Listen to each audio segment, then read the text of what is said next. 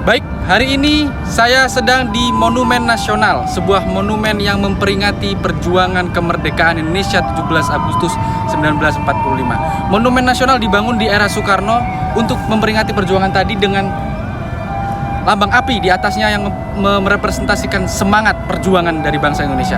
Kenapa Indonesia membangun monumen nasional di awal-awal kemerdekaan di era Soekarno?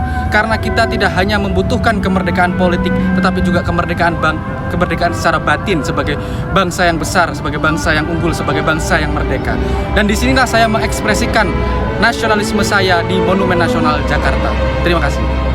Baik, hari ini saya sama Hilmi. Kemana nih Mi? Kita Mi? Ke Monas. Monas ya. Ini Mi, Monas ini bagi kamu apa Mi? Monas ini? Suatu lambang kemajuan dari bangsa Indonesia yang waktu itu masih membangun. Jadi sebagai suatu monumental simbolis untuk kemajuan negara pada saat itu, yang mana sedang banyak membangun dan ya kurang lebih ini harus kita kenang dan harus dibanggakan lah, bangga sebagai masyarakat Indonesia gitu. Bangga ya sebagai bangsa Indonesia. Oke, ikuti perjalanan kita di Monumen Nasional.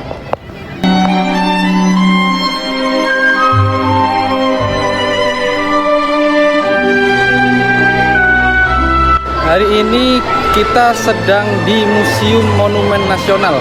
Nah, kira-kira Mi, dari tadi kita berkeliling Monumen Nasional, museumnya ini bercerita tentang apa sih Mi? Ya, kurang lebih Museum Nasional ini bercerita tentang bagaimana runutan sejarah Indonesia, bagaimana ketika kita melihat nenek moyang kita, terus pejuang-pejuang founding fathers kita untuk mendirikan negara ini yang sangat besar dan unggul. Jadi kita bisa tergambarkan dan juga menjadi suatu hal yang bisa dikenang lah untuk anak cucu kita nanti juga.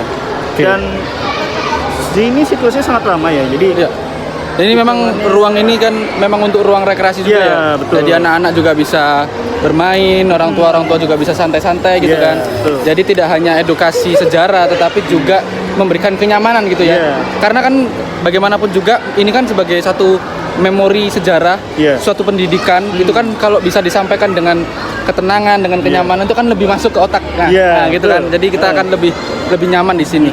Oke, ikuti terus perjalanan saya.